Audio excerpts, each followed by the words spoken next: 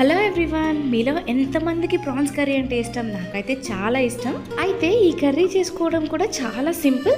మరి కర్రీ ఎలా చేసుకోవాలో చూద్దామా? కావాల్సిన పదార్థాలన్నీ చూసేసారు కదా. ఇప్పుడు స్టవ్ ఆన్ చేసి ప్యాన్ పెట్టుకుని అందులో ఆయిల్ వేసుకుని ఇప్పుడు ఇందులో హోల్ గరం మసాలా వేసుకుని అవి కొంచెం ఫ్రై అయిన తర్వాత 1 కప్ ఆనియన్ వేసుకుని ఫ్రై చేసుకోవాలి. ఇప్పుడు పచ్చిమిరపకాయలు, కరివేపాకు, అలాగే అల్లం వెల్లుల్లి పేస్ట్ కూడా వేసుకుని గోల్డెన్ బ్రౌన్ వచ్చేంత వరకు ఫ్రై చేసుకోవాలి.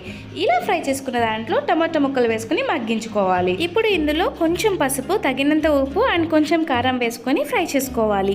ఇలా కుక్ చేసిన తర్వాత క్లీన్ చేసుకున్న ప్రాన్స్ వేసుకొని కలుపుకొని ఒక 10 to 15 మినిట్స్ లో టు మీడియంలో పెట్టుకుని ఉడికించుకోవాలి. ఇలా మధ్య మధ్యలో కలుపుకుంటూ 15 to 20 మినిట్స్ ఉడికించుకున్న తర్వాత ఒక హాఫ్ గ్లాస్ వాటర్ పోసి ఒక 10 to 15 మినిట్స్ మళ్ళీ మూత పెట్టి మగ్గించుకోవాలి. చివరిగా కొత్తిమీర వేసుకుని బౌల్లోకి సర్వ్ చేసుకుంటే వేడి వేడి ప్రాన్స్ కర్రీ రెడీ. చాలా టేస్టీగా ఉంటుందండి. ఒక్కసారి ట్రై చేసి ఎలా ఉందో కామెంట్ చేయండి. Thank you for watching.